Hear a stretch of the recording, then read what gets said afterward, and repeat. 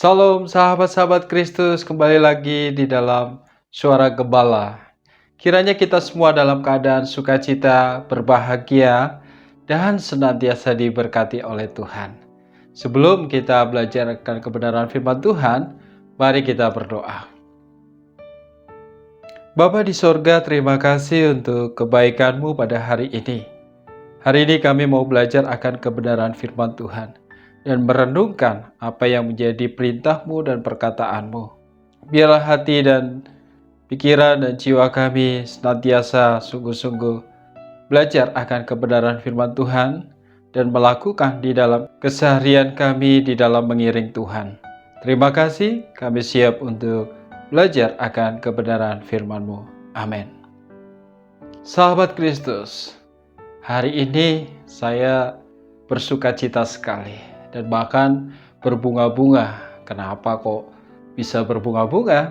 Lihat, saya melihat bunga ini ya, di samping saya begitu cerah, begitu bagus, luar biasa, membuat hati saya berbunga-bunga. Saya jadi teringat dengan lirik lagu yang dinyanyikan oleh Ridho Roma. Hidup tanpa cinta bagaikan taman tak berbunga. Artinya apa? Gersang ternyata ya. Jadi mari hati kita pun senantiasa bersukacita. Tetapi ada juga taman yang isinya anak-anak, yaitu taman kanak-kanak, ramai ternyata di sana. Ada lagi Taman Jaya Ancol. Ini adalah tempat orang-orang berlibur di sana. Tetapi ada satu yang menarik. Taman yang menjadi favoritnya Tuhan Yesus adalah Taman Getsemani. Wow, ternyata Tuhan Yesus punya favorit tempat yang dia dambakan, yang dia sukai, yaitu Taman Getsemani. Mari kita lihat di dalam Lukas pasal 22 ayat 39 sampai ayat yang ke-46. Demikian bunyi firman Tuhan.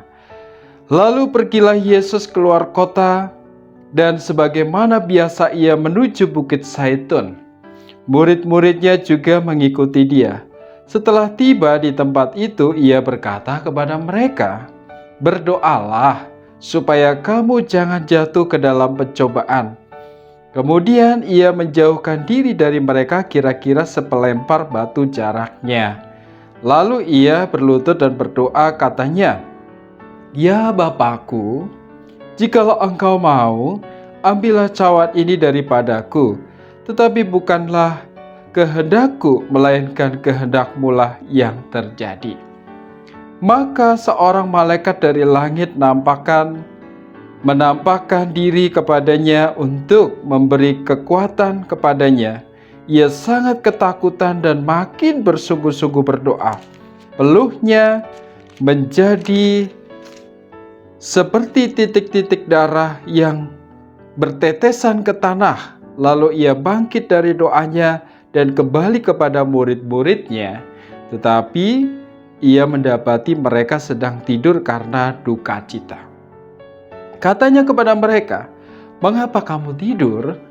Bangunlah dan berdoalah, supaya kamu jangan jatuh ke dalam pencobaan."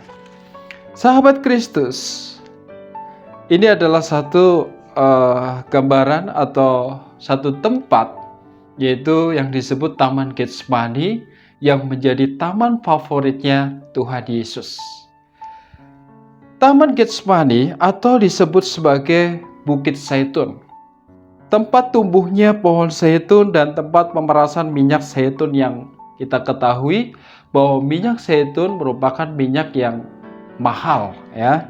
Tempat ini juga disenangi oleh Yesus dan murid-muridnya, bahwa tempat ini menjadi favorit Tuhan Yesus dan murid-muridnya sebagai tempat peristirahatan dan tempat berdoa bagi mereka. Dan kemudian menjadi panggung kesengsaraan atau tempat yang menyaksikan tentang kesengsaraan, pengkhianatan Yesus dan penangkapan Yesus pada saat itu. Jadi bermula dari Taman Getsemani inilah menyaksikan tentang bagaimana panggung kesengsaraan, pengkhianatan Yudas, dan penangkapan Yesus. Tetapi tempat ini bagi Kristus nih, perspektif Getsemani sebagai taman persiapan, kemudian taman pergumulan, taman kemenangan. Jadi bagi Yesus dalam menuju kemenangan ada tahap-tahap yang dia lalui yang begitu menyedihkan, dimulai dari taman Getsemani. Sahabat Kristus, ternyata di dalam konsepsi kebenaran Kristen tidak ada yang namanya kemenangan lewat jalan pintas, ujuk-ujuk langsung berhasil atau menang, ya, tidak. Tetapi ada proses yang harus dilewati. Benar bahwa kita orang percaya ditentukan untuk menang. Yes, itu harapan kita dan itu sudah ditentukan oleh Tuhan. Benar bahwa kita ditempatkan di dalam taman kemenangan. Namun saudara, perlu kita ketahui, untuk mewujudkan, toh kita harus bekerja keras. Ya kan? Ini sudah pasti. Kita harus berusaha dan kita harus bekerja keras. Berusaha dengan sungguh-sungguh sambil berharap mengalami banyak mujizat di dalam hidup.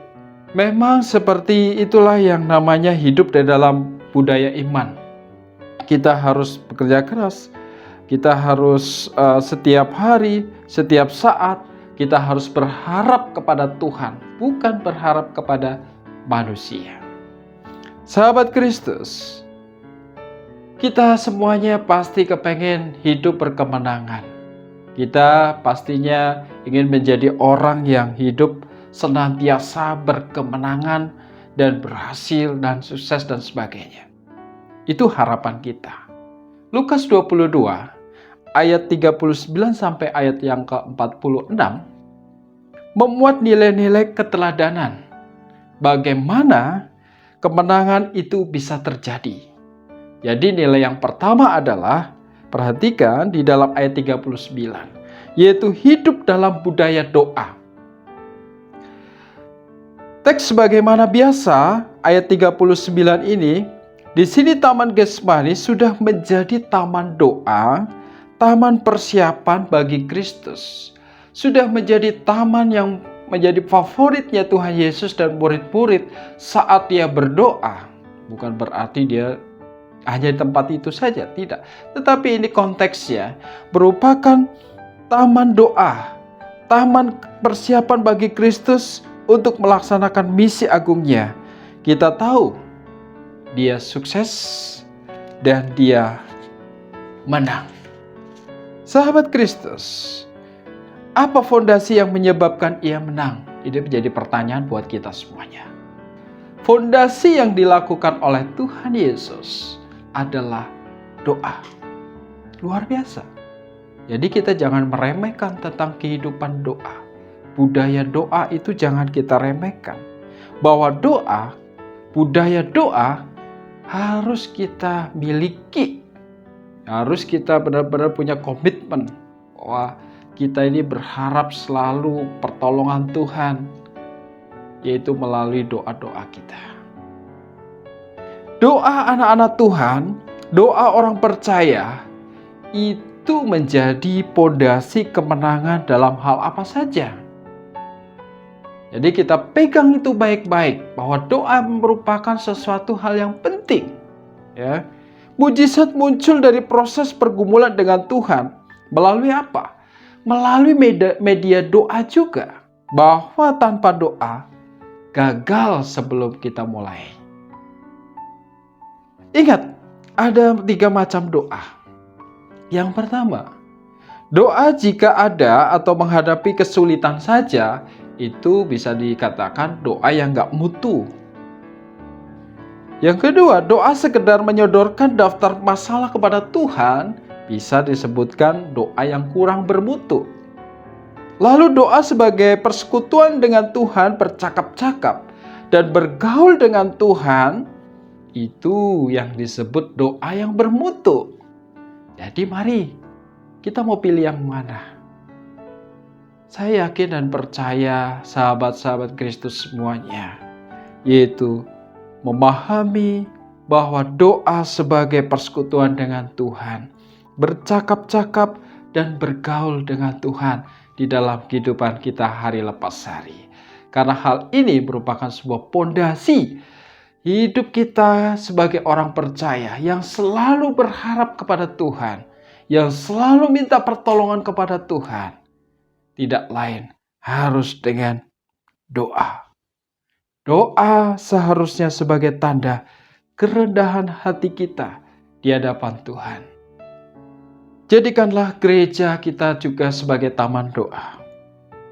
Jadikanlah rumah kita pun menjadi taman doa. Jadikanlah komisi-komisi yang ada menjadi taman doa. Hatimu juga sebagai taman doa. Ada doa-doa secara pribadi dan doa secara kolektif. Karena doa menjadi dasar kuat yang membuat kita menang di dalam segala hal. Dan inilah yang dilakukan oleh Yesus ketika sedang mempersiapkan masa-masa sengsaranya atau menuju jalan salib, menuju jejak-jejak sengsaranya ke Golgota. Doa yang dia lakukan. Jadi sahabat Kristus, kemenangan itu bisa terjadi adanya yang pertama, nilai yang pertama adalah hidup di dalam budaya doa. Yang kedua, nilai yang kedua adalah konsisten di dalam menjalani panggilan hidupnya. Di dalam ayat 42 sampai ayat yang ke-44, di sana dijelaskan. Orang boleh menyanyi demikian. Dunia ini panggung sandiwara. Ya, kita seringkali menyanyikan lagu ini. Mungkin sahabat Kristus bisa meneruskan ya lirik lagu selanjutnya. Tetapi setiap orang Kristen harus menjadi dirinya sendiri dan harus memainkan peran sesuai dengan lakon kehidupannya yang dimainkan. Sebagai tukang sapu, ya jalanilah sebagai tukang sapu dengan baik. Sebagai pedagang, ya jalani dengan baik. Sebagai guru, jalani dengan baik. Sebagai tentara, jalanilah dengan konsisten. Sebagai hamba Tuhan, begitu juga jalani dengan sebuah konsisten. Jalani panggilan hidup kita semuanya. Kita dipanggil untuk apa?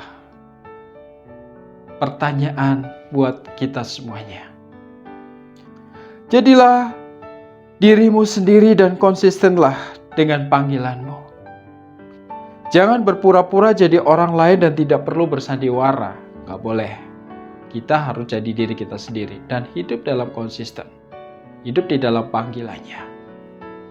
Sahabat Kristus, lain dengan panggilan Yesus. Panggilan Yesus jelas. Dia tahu sasaran utamanya. Di dalam ayat yang ke-42. Walaupun Yesus memohon cawan itu berlalu, tetapi bukan kehendakku, kata Yesus, melainkan kehendakmu. Dia berbicara kepada Bapa. Dia tahu sasaran utamanya untuk menggantikan hukuman manusia. Dia rela meninggalkan surga yang mulia. Dia rela meninggalkan tempat yang mulia. Dia turun ke dunia menjadi seorang manusia dan menjadi hamba. Bahkan dia sampai mati di kayu salib. Untuk siapa? Untuk saya dan sahabat-sahabat Kristus dimanapun berada. Sahabat Kristus, dia tidak memaksa Bapaknya. Tetapi dia konsisten. Ini adalah kekonsistenan Yesus dalam menjalani lakon kehidupannya. Di dalam menjalani panggilannya, dia pegang konsistennya itu. Dia lakukan dengan rendah hati untuk kita semua.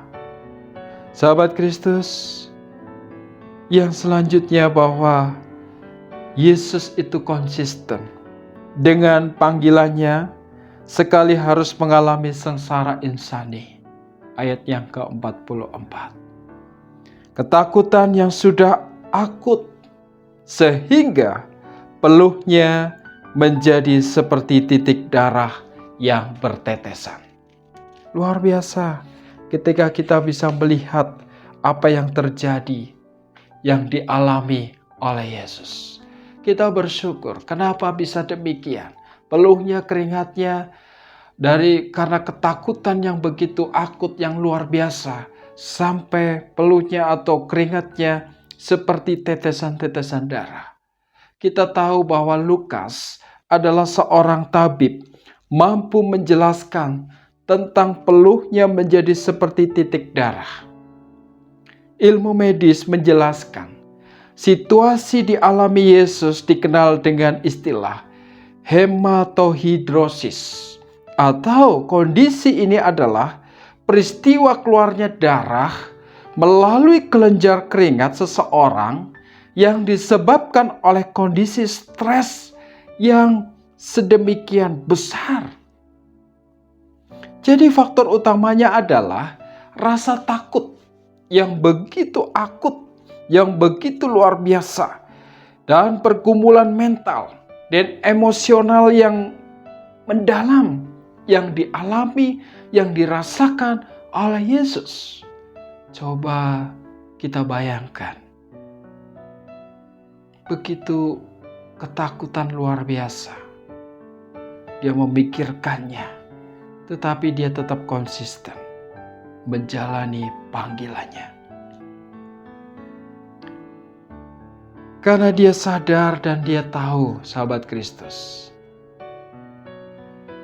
dia akan dianiaya, dia akan dibantai seperti domba yang akan dibawa ke dalam pembantaian. Dia sudah mengetahuinya. Inilah yang terjadi di dalam tubuh dan apa yang dialami oleh Yesus. Tetapi dia tetap konsisten pada panggilannya. Demi untuk siapa? Saya dan sahabat-sahabat Kristus dimanapun berada.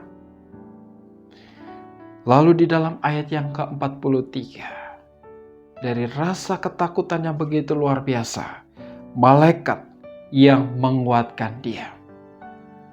Dia itu malaikat pun tidak mengerti kenapa dia mau memikul tugas itu.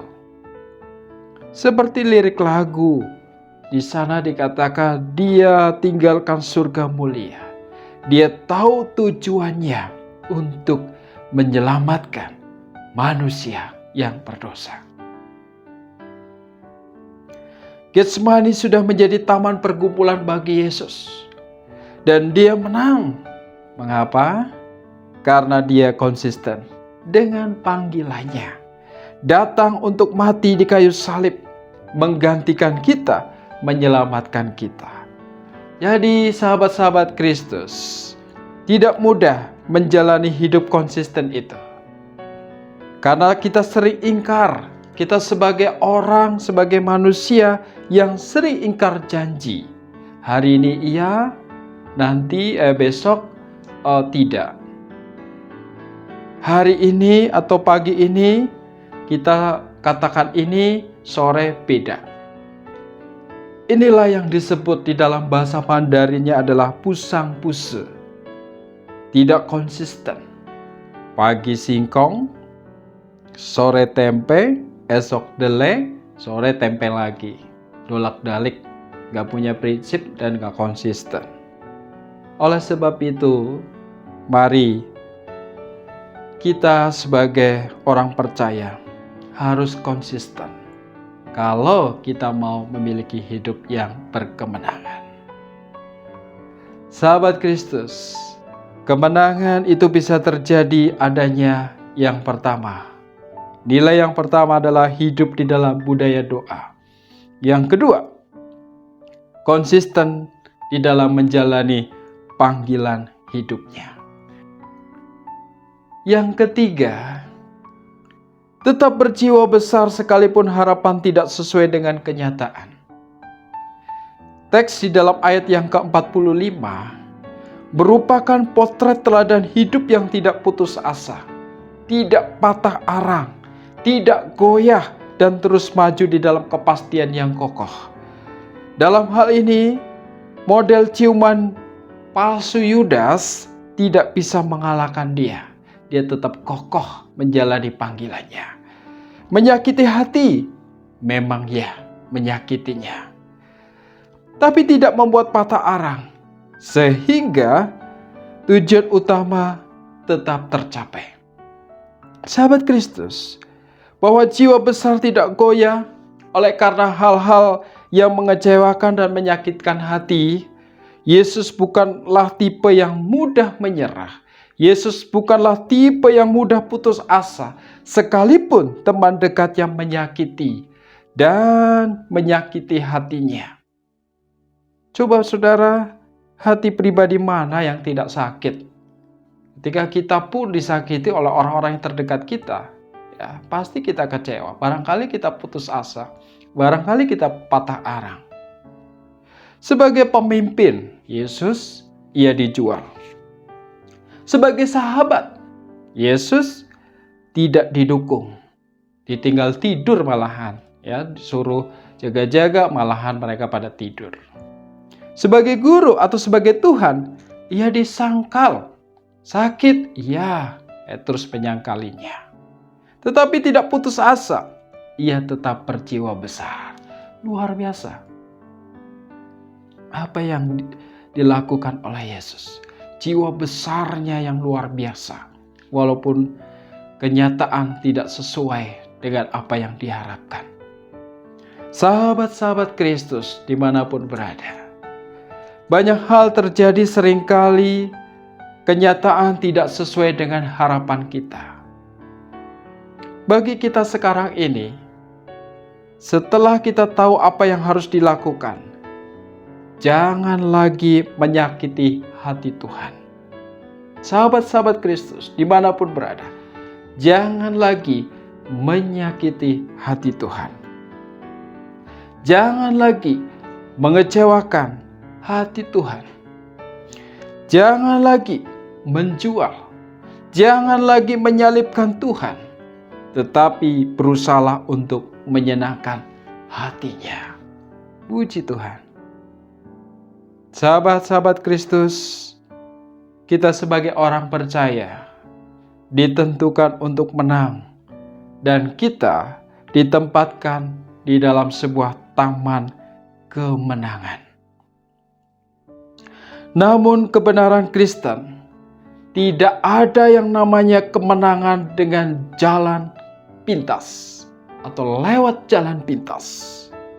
Mari kita lihat dan terapkan di dalam kehidupan kita. Nilai-nilai keteladanan tentang bagaimana kemenangan itu bisa terjadi. Yang pertama, hidup di dalam budaya doa. Jadikanlah doa sebagai pondasi, sebagai persekutuan dengan Tuhan, yang senantiasa kita bergaul dengan Tuhan. Nilai yang kedua, konsisten dalam menjalani panggilan hidup kita. Jadilah dirimu sendiri dan konsistenlah dengan panggilanmu. Jangan berpura-pura jadi orang lain dan tidak perlu bersandiwara. Konsisten dengan panggilan kita. Yang ketiga, tetap berjiwa besar sekalipun harapan tidak sesuai dengan kenyataan. Maka dari itu, tidak boleh goyah dan terus maju di dalam kepastian yang kokoh. Tuhan memberkati kita. Amin. Mari kita berdoa.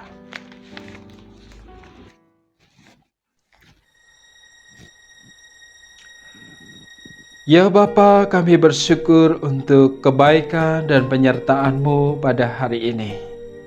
Melalui kebenaran firman Tuhan yang sudah kami dengar dan kami pelajari, mengingatkan kami untuk menjadi orang yang senantiasa konsisten di dalam panggilan kami, untuk menjadi orang percaya yang selalu hidup di dalam doa, untuk menjadi orang percaya yang selalu memiliki hati yaitu berjiwa besar, walaupun harapan tidak sesuai dengan sebuah kenyataan. Tuhan mengajarkan kepada kami melalui firman Tuhan hari ini. Terima kasih, di dalam masa-masa sengsara, Tuhan kembali mengingatkan kami untuk kami menjadi orang percaya yang setia, yang takut akan Tuhan, dan senantiasa mengandalkan Engkau. Terpujilah namamu, kami berdoa dan mengucap syukur. Amin. Sahabat-sahabat Kristus dimanapun berada, tetap semangat, tetap bersuka cita, dan sehat senantiasa. Salam bahagia.